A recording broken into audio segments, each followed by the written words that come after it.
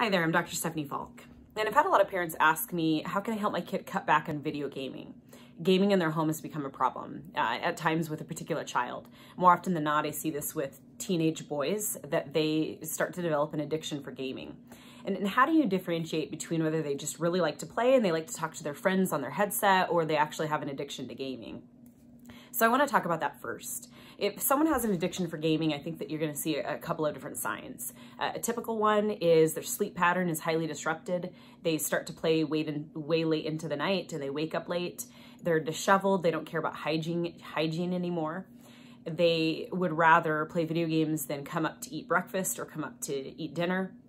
And so if you're seeing those signs, I think that it's a pretty good indicator that your kid no longer is in the mode of really just liking and appreciating gaming, but that they're also starting to develop an addiction, or maybe they're already addicted.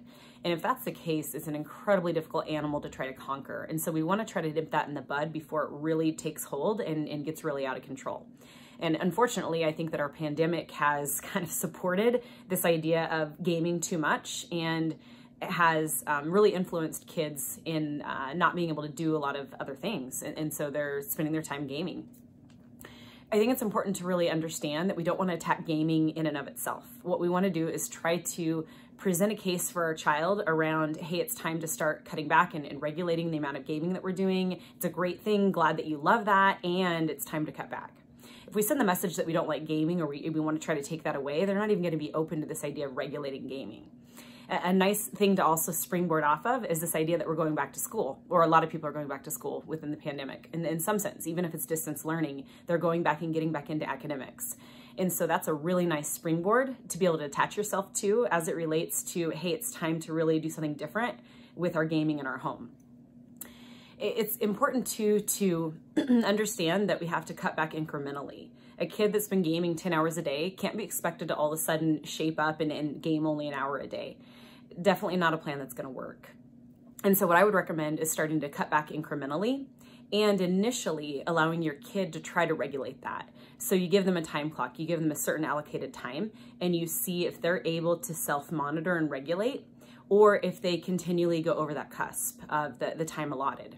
And so you work with them on that. So they have 8 hours a day, then we're going to cut it back to 5 hours. And we're going to see if you can regulate yourself around those 5 hours. If they're unable to regulate around those 5 hours, you might want to give them another shot and brainstorm with them.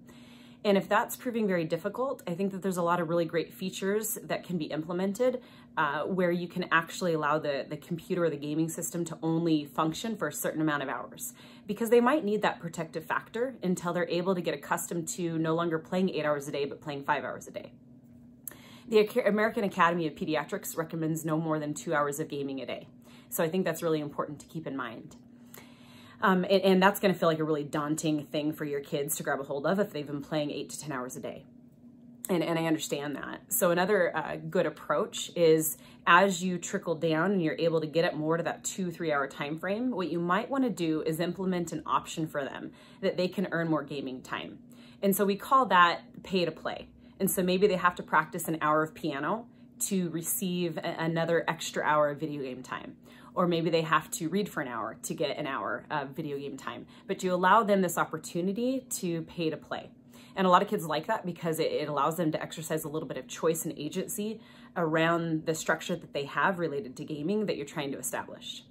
So I hope it's been helpful to tune in. If you don't want to miss a video, feel free to subscribe. And I hope this finds you having an absolutely beautiful day. Thank you.